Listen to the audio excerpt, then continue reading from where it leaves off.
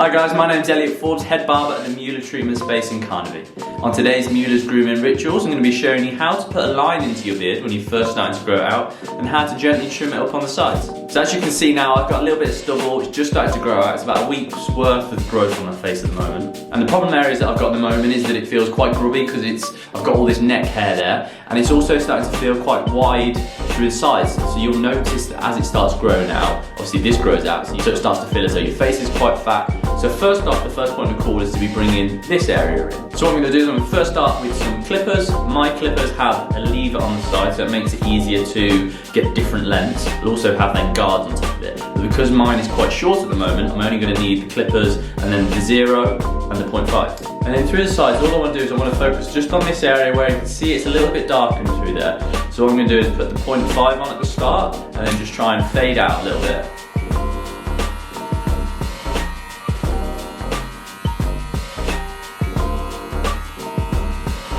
So when it gets towards the hair area, all I'm trying to do is just flick out. So it's got that C motion, so it just then tapers that edge off. Then I'm going to go down to the 0 and just go a little bit shorter in through this area. And then you'll find actually when they look straight on, it flattens that out and then just tidies it up a little bit. Then I'm going to repeat that on the other side. So getting the right place of where you put the line in underneath is really quite a tricky part. A lot of guys I see out on the street, they've got it in the wrong place, either too high or it's too low. But actually getting the line in the right place actually frames the face correctly and it looks so much better. So the key to getting the line in the right place is looking straight on into the mirror, and then wherever the length of the beard is, obviously we can know at the moment mine hasn't got any length to it, it's just stubble. So I know that it wants to go back in a straight line, and from the side it also wants to come back in a straight line, so you can see it comes back straight through there.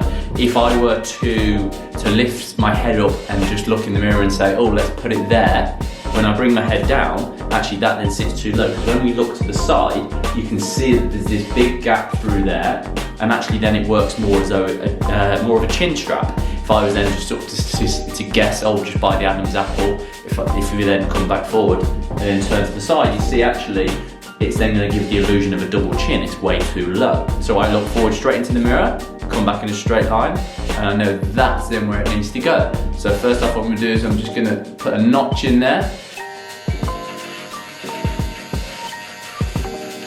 So now I've got that notch in the centre, we're then going to put 2 notches at either corner. Now, when you stretch your neck, obviously that changes the skin, that changes the tension of it, so you want to keep this in as neutral position as possible, really. If I'm to tilt my head to the side and do it, obviously all that area is stretched, it's then, if I was to get it straight there, then when I come back down, it's a completely different angle. So what I'm going to do is I'm going to lift my chin up, but I'm not going to turn it to either side, just look straight up.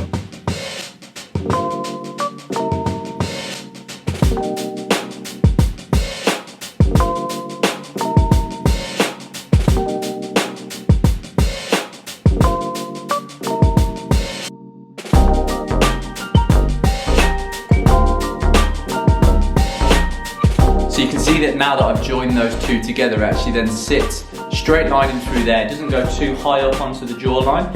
You don't want to go onto the jawline because then that's where it sits and sits very much like a jaw strap and a chin strap.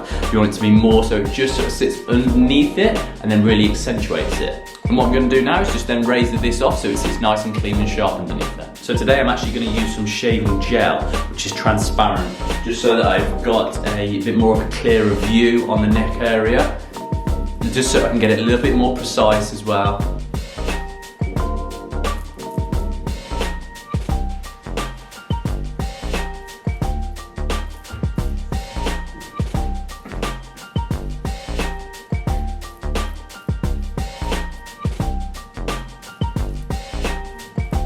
And then when I'm shaving the cheek area, now mine obviously it's quite a nice natural line to it. I don't need to sort of sharpen it up too much.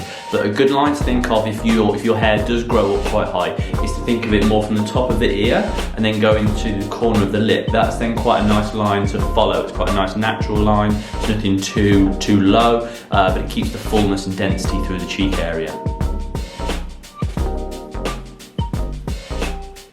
So because my skin is a little on the sensitive side, what I'm going to use is the aloe vera shaving balm today. And again, when I'm working this into the skin, I always try and go with growth pattern as well. If I was to go and sort of work it up against it, I could feel like that's then a little bit sensitive. So actually just always going with growth pattern is something that I always find that works well with my skin. And there we go, you can see now, see when we look forward, you shouldn't be able to see any beard underneath. You can see that it just sits in a nice clean line. That's all nice and smart underneath. When I turn then to the side, actually you can see this comes back in a straight line, comes into that area there. It doesn't go too high, it doesn't drop too low, it's just then sat in the right area. And there we go, hopefully that helps for you guys today. Thanks for watching. If you have any questions at all, please feel free to drop a comment down below and we'll get back to you as soon as we can.